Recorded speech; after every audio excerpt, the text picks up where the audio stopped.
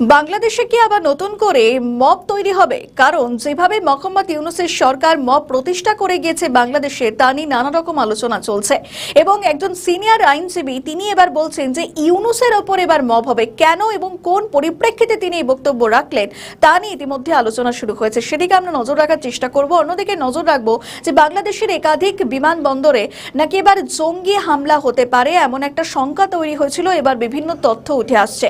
আদতে কি তথ্য সেদিকে নজর রাখবো, পাশাপাশি বাংলাদেশের আইন শৃঙ্খলা পরিস্থিতি সেদিকে নজর রাখবো। অন্যদিকে জাইমা খানের একটি এআই করা ভিডিও, সেটা নিয়ে তোলপাড় সৃষ্টি হয়েছে। ইতিমধ্যেই তারেক রহমানের সরকার কি পদক্ষেপ করছে বা আদৌ পদক্ষেপ করেছে কিনা সেদিকে আমরা নজর রাখার চেষ্টা করব।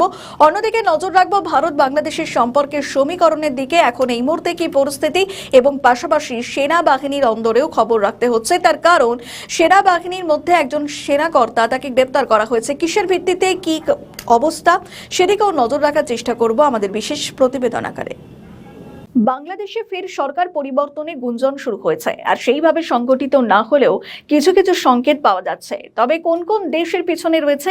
অনেকে বলছেন নাম উঠে এসেছে ভারত, আমেরিকা এবং চীনের। কিন্তু ভারত কেন? এখন তো বাংলাদেশে ভারত বিদ্বেষ নেই। বর্তমানে বাংলাদেশে তারেক রহমানের সরকার, সেই জায়গায় দাঁড়িয়ে কেন ভারত চাইছে তারেক রহমানের সরকারের পতন ঘটুক? কারণ তারেক রহমান সরকারের সঙ্গে ভারতের সম্পর্ক অত্যন্ত লক্ষণীয়। কোন নিরিখে আলোচনা করছেন রাজনৈতিক বিশেষজ্ঞরা? যতদিন শেখ হাসিনা বা আওয়ামী লীগ বাংলাদেশে ক্ষমতায় ছিল ততদিন ভারতের নিরাপত্তা নিশ্চিত ছিল। সেভেন সিস্টার্স কিংবা বর্ডার এলাকায় ভারতের নিরাপত্তা সুরক্ষা নিশ্চিত ছিল। চিন্তা বেড়েছিল অন্তর্বর্তীকালীন সরকারের আমলে। যেভাবে কট্টরপন্থীদের উত্থান লক্ষ্য করা যায়, তাতে ভারতের কপালে ছিল চিন্তার ভাঁজ। সেটার দিকে তারেক রহমান সরকারের আমলেই বারবারন্ত না হলেও তেমন কোনো অ্যাকশন নিতেও দেখা যায়নি, যেটা ভারত নজর রেখেছে। আমাদের নতুন পেজ সাবস্ক্রাইব করুন আরও বাংলাদেশের খবর পেতে। অন্যদিকে তারেক রহমানের সরকার চীনের সঙ্গে সখ্যতা বাড়াচ্ছে, যেটা অন্তর্বর্তীকালীন সরকার করেছিল। কিন্তু শেখ হাসিনা ক্ষমতায় থাকতে চীন ও ভারতের সঙ্গে সখ্যতার ক্ষেত্রে ভারসাম্য করেছিলেন, যেটাও অত্যন্ত গুরুত্বপূর্ণ একটি কারণ। এছাড়াও তারেক রহমান বাংলাদেশের একাধিক সংকটকালীন পরিস্থিতি নিয়ন্ত্রণে আনতে পারছেন না, তিনি কার্যত ব্যর্থ হচ্ছেন। যেমন বিদ্যুৎ সংকট, ডিজেল সংকট, নতুন রোগের প্রাদুর্ভাব, সব মিলিয়ে তারেক রহমান সরকারের উপর ক্ষিপ্ত বাংলাদেশবাসী, সেটাও একটি অন্যতম মূল কারণ। আর এই জায়গায় দাঁড়িয়ে অনেকে বলছেন দিল্লি নতুন করে তো হিসেব কষবে, কারণ বর্তমান অভিযোগগুলো যদি সত্যি হয়ে থাকে তবে দীর্ঘদিন শাসন টিকিয়ে রাখা যায় না। রাজনৈতিক শক্তি দিয়ে কেবল সাময়িক ক্ষমতায় থাকা যায়। অনেকে বলছেন আমেরিকা যেমন একদিকে নিজেদের স্বার্থ দেখছে, ঠিক একইভাবে ভারতও নিজের নিরাপত্তা নিয়ে কোনোভাবে আপোষ করতে রাজি নয়। সেটা স্পষ্ট করে জানিয়ে দিয়েছে ভারত। কারণ অপারেশন সিন্দুরের পর ভারত জানিয়েছে তাদের অপারেশন এখনো পর্যন্ত থামেনি। ফলে বোঝাই যাচ্ছে ভারত বাংলাদেশের কাছে সুরক্ষা বা নিরাপত্তা নিয়ে যথেষ্ট তৎপর। অন্যদিকে আমেরিকার একাধিক স্বার্থ রয়েছে, যেগুলি অন্তর্বর্তীকালীন সরকারের আমলে পূরণ হয়নি। মোহাম্মদ ইউনূস করতে পারেননি, কারণ এই বিএনপি একসময় বাদ সেধেছিল, আর সেই অপূর্ণ কাজগুলি করতে চায় আমেরিকা। কিন্তু তারেক রহমানের যে গতিবিধি, তিনি সেই স্বার্থ পূরণ করবেন না একেবারে স্পষ্ট, আর সেটা জানে আমেরিকা যুক্তরাষ্ট্র। যে কারণে বিএনপিকে হটাতে যথেষ্ট তৎপর যুক্তরাষ্ট্র। অন্যদিকে রয়েছে চীন।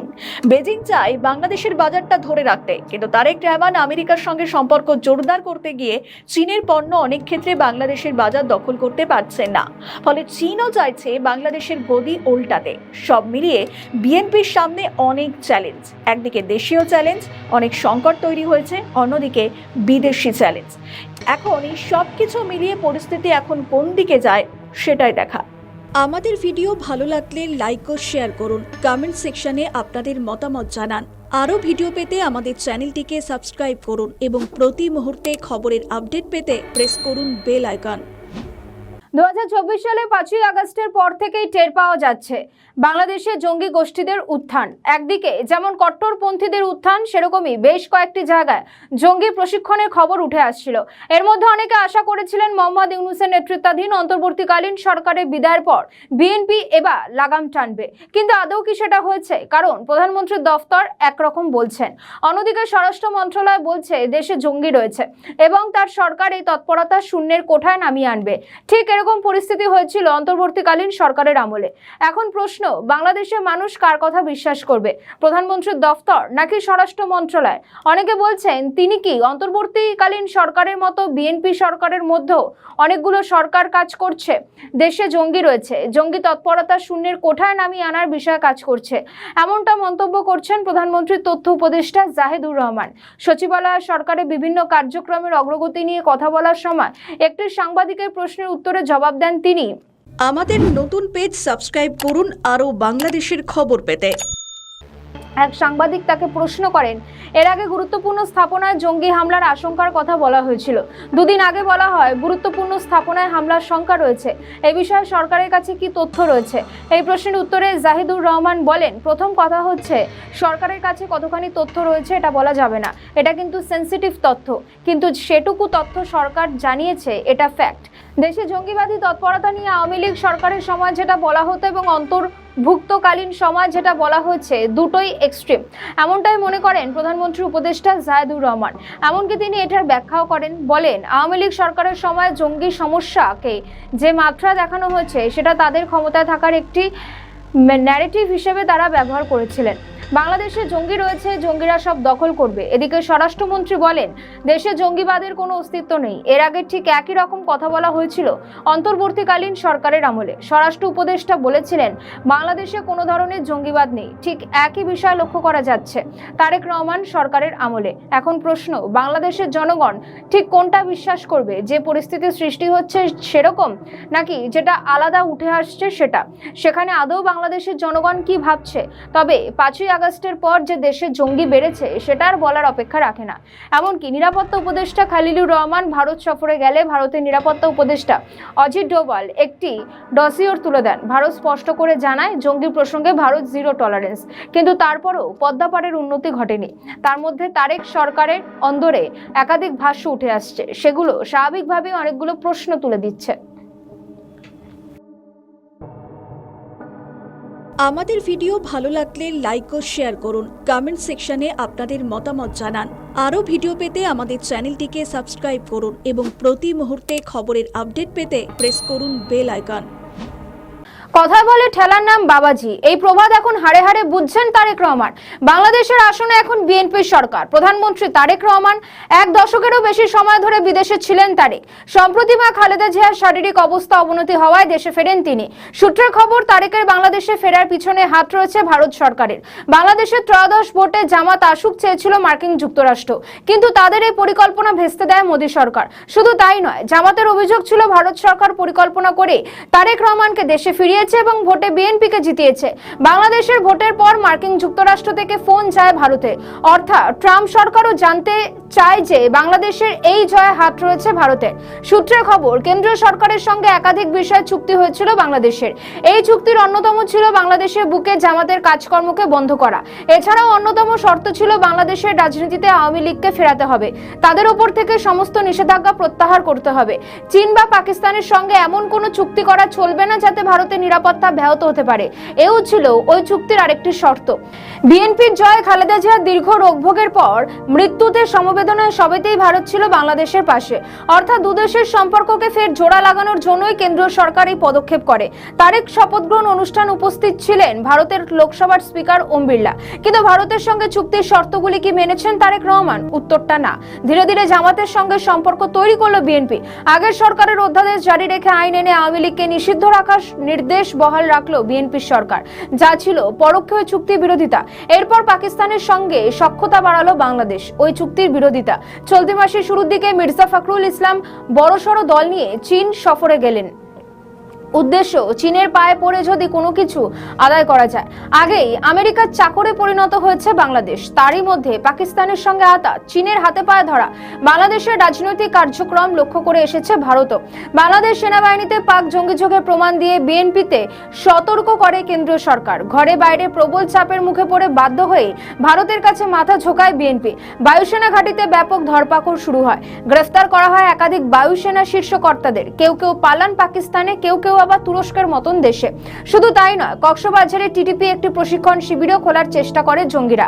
রাজনীতির কারবারিদের একাংশের মতে এই গোটা অভিযানটাই হয়েছে দিল্লির নির্দেশে, অর্থাৎ কেন্দ্রীয় সরকার একরকম ঘাড় ধরে বিএনপি সরকারকে দিয়ে জঙ্গি দমন অভিযান চালিয়েছে। মনে করা হচ্ছে আগামী দিনেও বাংলাদেশ সরকার এই অভিযান চালাবে। তবে প্রশ্ন হচ্ছে কত তাড়াতাড়ি আওয়ামী লীগের ওপর থেকে নিষেধাজ্ঞা তুলে নেয় বাংলাদেশ, নয়তো ফের ভারতের রোষের মুখে পড়তে হতে পারে বাংলাদেশকে। আমাদের নতুন পেজ সাবস্ক্রাইব করুন আরও বাংলাদেশের খবর পেতে। সরকারে এসেই জনগণের কল্যাণের জন্য বিভিন্ন ধরনের কার্ড নিয়ে আসে বিএনপির সরকার। প্রশ্ন, এইসব কার্ডে কি আদৌ কল্যাণ হয়েছে বাংলাদেশের জনগণের? সূত্র বলছে সম্প্রতি আরও একটি কার্ড চালু করেছে বাংলাদেশ সরকার। এই কার্ডের নাম এলপিজি কার্ড। আর এরপরে বিএনপি সরকারের বিরুদ্ধে সমালোচনা শুরু হয়েছে। এমনিতেই বাংলাদেশের তারেক রহমানের সরকারের আমলে হাজারো সমস্যা। একে তো দেশে জ্বালানি সংকটে জনগণের নাভিশ্বাস উঠেছে, তার উপর দেশে লোডশেডিং সমস্যা দিন দিন আরো বড় আকার নিচ্ছে। আমাদের নতুন পেজ সাবস্ক্রাইব করুন আরও বাংলাদেশের খবর পেতে। গ্রাম, শহর, জেলা বা উপজেলা কারেন্ট গেলে আসার নামই নেই। ওদিকে পেট্রোল ডিজেলের দোকানে লম্বা লাইন। সমাজ মাধ্যমে বিএনপিকে চাচাছোলা ভাষা আক্রমণ করা হচ্ছে। তাদের এই বিভিন্ন কার্ড নিয়ে মিম ট্রোল করা হচ্ছে নেট দুনিয়ায়। একাংশ বলছেন বিএনপির এই কার্ডের রাজনীতি ভরাডুবি আনবে দলের। বিএনপি সরকার ক্ষমতায় আসার পরেই প্রথমে আনা হয় ফ্যামিলি কার্ড। এই কার্ড দেওয়ার নাম করে এক মহিলাকে ধর্ষণের অভিযোগ ওঠে বিএনপির এক নেতার বিরুদ্ধে। রংপুরের মিঠাপুকুরে ফ্যামিলি কার্ড দেওয়ার কথা বলে বাড়িতে ঢুকে ওই গৃহবধূকে ধর্ষণ চেষ্টার অভিযোগ ওঠে মোহাম্মদ এনামুল হক নামে স্থানীয় এক বিএনপি নেতার বিরুদ্ধে। এ ঘটনার পর তাকে দল থেকে বহিষ্কার করা হয়েছে। ফ্যামিলি কার্ডের পর নিয়ে আসা হয় কৃষক কার্ড, কিন্তু বিতর্ক দানা বাঁধে বিএনপির ফুয়েল কার্ডকে ঘিরে। সরকারের তরফে বলা হয় পেট্রোল কিনতে গেল দেখা গেল ওই কার্ড। আগুনে ঘি পড়ে সর্বশেষ ঘোষণা করা এলপিজি কার্ডকে ঘিরে। আর এখানে বিএনপিকে ঠুকে এনসিপির কটাক্ষ, চাঁদাবাজি ও দুর্নীতিমুক্ত কার্ড দিক বিএনপির সরকার। তারেক রহমানের সরকারের থেকে কার্ড চেয়ে দাবি করেছেন এনসিপির মুখপাত্র আসিফ মাহমুদ সজীব ভুইয়া। সরকারের বিভিন্ন পদক্ষেপের সমালোচনা করতে গিয়ে তিনি বলেন, যে কোনো সমস্যার সমাধানে বর্তমানে কার্ড ব্যবহারের প্রবণতা দেখা যাচ্ছে। তাই দেশের অন্যতম সংকট চাঁদাবাজি ও দুর্নীতি থেকে মুক্তি পেতে এই বিশেষ কার্ডের প্রয়োজন। যেগুলো সমস্যা আসতেছে কাজ। তো আজকে বাংলাদেশের বর্তমান সময়ে সবচেয়ে বড় সমস্যা হচ্ছে চাঁদাবাজি এবং আমরা ক্যাম্পাসগুলোতে দেখছি সন্ত্রাস। তো এর থেকে মুক্তি পাওয়ার জন্য আমাদেরকে একটা সন্ত্রাস বিরোধী কাজ আর একটা চাঁদাবাজি বিরোধী কাজ যদি দিতে এবং আমরা এই সরকারকে একইভাবে জনগণের বাস্তবায়নে যেমন ব্যর্থ করে দেখছি, একইভাবে প্রশাসনিকভাবেও ব্যর্থ হতে দেখছি। এই জায়গা থেকে আমরা মনে করছি বাংলাদেশের যে কাঙ্ক্ষিত মুক্তি, সেই মুক্তির প্রত্যাশা বাংলাদেশের জনভোট এবং জাতীয় নির্বাচনে ভোট দিয়েছে, সেটা আরো সুদূর প্রভাবিত হচ্ছে। সেই জায়গা থেকে আমরা মনে করি এই সকল সমস্যার সমাধান হচ্ছে রাজনৈতিক, এবং ওই জায়গা থেকে জাতীয় নাগরিক পার্টি নিজেদেরকে একটা শক্তিশালী রাজনৈতিক এনসিপি মুখপাত্র আসিফ মাহমুদ তার বক্তব্যে এনসিপির রাজনৈতিক অবস্থানের কথা স্পষ্ট করে বলেন, সাধারণ মানুষের সেবায় এই দলের দরজা সবার জন্য উন্মুক্ত। তবে তারা গণহত্যাকারী, ফ্যাসিবাদের সহযোগী বা সন্ত্রাসী ও চাঁদাবাজি কর্মকাণ্ডের সঙ্গে জড়িত তাদের জন্য এই দলে কোনো জায়গা নেই। বর্তমান প্রশাসনের কঠোর সমালোচনা করে তিনি দাবি করে বলেন, রাষ্ট্র পরিচালনায় সরকার চরম ব্যর্থতার পরিচয় দিয়েছে এবং জনগণের আকাঙ্ক্ষা ও গণরায়ের মর্যাদা রক্ষা করতে পারেনি। রাজনীতিকদের একাংশ বলেছেন, এই কার্ড যদি আগের ইউনূসের সরকার থেকে এনসিপি চাইতো, তাহলে হয়তো চাঁদার নামে তোলাবাজি ও দুর্নীতি কিছুটা হলেও ঠেকানো যেত। বিএনপি সরকারের তরফে পাল্টা অভিযোগ, সজীব ভুইয়ার বিরুদ্ধে দুর্নীতির অভিযোগ রয়েছে। সমাজ মাধ্যমে লেখালেখি হচ্ছে এক ব্যক্তির কাছে কতগুলি কার্ড থাকবে, এই সব কার্ড কি আগামী দিনে সংরক্ষণ করা যাবে? ক্ষমতায় এসে একের পর এক কার্ড, এই উদ্যোগ বুমেরাং হয়ে ফিরবে না তো তারেক রহমানের কাছে? আমাদের নতুন পেজ সাবস্ক্রাইব করুন আরও বাংলাদেশের খবর পেতে। বাংলাদেশের রাজনীতিতে আওয়ামী লীগ এখন অতীত। ইউনূস সরকারের আমলের অধ্যাদেশকে কার্যকর করে আইন বানিয়েছে বিএনপি সরকার। ওই আইন অনুযায়ী এখন বাংলাদেশের রাজনীতিতে আওয়ামী লীগের রাজনৈতিক ক্রিয়াকলাপ নিষিদ্ধ। বহু আওয়ামী লীগের নেতারা জেলবন্দী। তারা কবে জেল থেকে মুক্তি পাবেন তার কোনো নিশ্চয়তা নেই। তবে আওয়ামী লীগের প্রত্যাবর্তনের আশা দেখছেন দলের কর্মীরা। গোপনে আওয়ামী লীগকে ফেরাতে শপথও নিতে দেখা গিয়েছে যুব আওয়ামী লীগের নেতৃত্বকে। কিন্তু সংসদে যখন আওয়ামী লীগকে নিষিদ্ধ করা হলো, তখন জামায়াত পাশে দাঁড়িয়েছিল। আমাদের নতুন পেজ সাবস্ক্রাইব করুন আরও বাংলাদেশের খবর পেতে। সূত্রে খবর, জামায়াত ইসলামী নেতা ওরফে বিরোধী দলের প্রধান ডক্টর শফিকুর রহমান এর বিরোধিতা করেন। তবে জামায়াতের নেতৃত্বাধীন 11 দলীয় জোটের অন্যতম শরিক দল জাতীয় নাগরিক পার্টি তথা এনসিপি এই বিলের ওপর কোনো আপত্তি নেই বলে স্পিকারকে জানিয়েছে।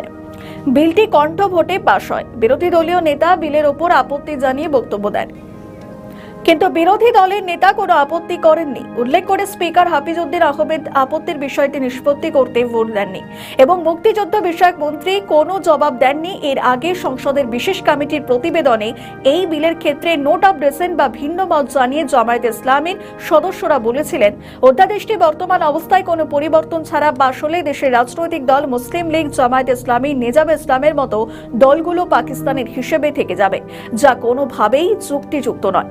এই অধ্যাদেশের বীর মুক্তিযোদ্ধা এবং মুক্তিযুদ্ধের সংজ্ঞা পরিবর্তনের দাবি রাখে। কমিটির প্রতিবেদনে জামায়াতের পক্ষ থেকে আরও বলা হয় যে 2002 সালে খালেদা জিয়ার সরকার আমলে আইনি দলগুলোকে পাকিস্তানি হানাদার বাহিনীর সহযোগী বলা হয়নি। রাজনৈতিক দলকে সশস্ত্র বাহিনী চিহ্নিত করা ফ্যাসিবাদী রাজনীতির সমর্থন। অন্তর্বর্তী সরকারের আমলে জারি করা এই অধ্যাদেশে মুক্তিযুদ্ধ, মুক্তিযোদ্ধা, মুক্তিযোদ্ধা সহযোগী, মুক্তিযোদ্ধা পরিবার এবং মুক্তিযুদ্ধের লক্ষ্যের সংজ্ঞা ব্যাখ্যা করা হয়েছে। অধ্যাদেশে মুক্তিযোদ্ধার সংজ্ঞায় বলা হয় 1971 সালে 26শে মার্চ থেকে 16ই ডিসেম্বর পর্যন্ত দেশের অভ্যন্তরে প্রশিক্ষণ গ্রহণ করেছেন এবং যেসব ব্যক্তি যুদ্ধে অংশগ্রহণের জন্য ভারতের বিভিন্ন প্রশিক্ষণ ক্যাম্পের নাম অন্তর্ভুক্ত করেছেন এবং যারা স্বাধীনতা অর্জনের লক্ষ্যে পাকিস্তানের বিরুদ্ধে যুদ্ধে লিপ্ত হয়ে হানাদার এবং দখলদার পাকিস্তানি সশস্ত্র বাহিনী এবং তাদের এদেশীয় সহযোগী রাজাকার, আলবদর, আল সামাস, মুসলিম লীগ, জামায়াত ইসলামী, নিজামে ইসলামী এবং দালাল ও শান্তি কমিটির বিরুদ্ধে মুক্তিযুদ্ধে সক্রিয়ভাবে অংশগ্রহণ করেছেন এমন অসামরিক নাগরিকেরা ওই সময় তাদের বয়স সরকার নির্ধারিত সর্বনিম্ন বয়সের মধ্যে ছিল মুক্তিযোদ্ধার স্বীকৃতি পাবেন। আর এর পাশাপাশি সশস্ত্র বাহিনী, মুক্তি বাহিনী, বিএলএফ এবং অন্যান্য স্বীকৃতি বাহিনী, যেখানে পুলিশ বাহিনী, ইস্ট পাকিস্তান রাইফেলস বা ইপিআর, নৌ কমান্ডো, কিলো ফোর্স এবং আনসার সদস্যরাও বীর মুক্তিযোদ্ধা হিসাবে গণ্য হবেন। কিন্তু আওয়ামী লীগকে নিষিদ্ধ করার পক্ষে একটি সময় বিএনপি এবং তার আগের সরকারের পাশে ছিল জামায়াত। কিন্তু কি এমন হলো যে সংসদে এই অধ্যাদেশকে বাতিল করার সিদ্ধান্তের বিরোধিতা করলো জামায়াত?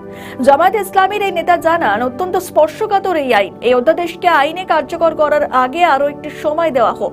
আওয়ামী লীগের সরকারের পালাবদলের পর সংগঠন হিসাবে নিষিদ্ধ করা হয়েছিল জামায়াত ইসলামীকেও। ক্ষমতায় এসে আগামী দিনেও বিএনপি জামায়াত ইসলামীকে ফের নিষিদ্ধ করতে পারে। জামায়াতের বিরুদ্ধে রয়েছে মানবতা বিরোধী কার্যকলাপের মতো অভিযোগ। তাই কি ভবিষ্যতে জামায়াত ইসলামীকে নিষিদ্ধ করার আগে তারা আওয়ামী লীগের পাশে দাঁড়াতে চেয়েছিল? আমাদের নতুন পেজ সাবস্ক্রাইব করুন আরও বাংলাদেশের খবর পেতে।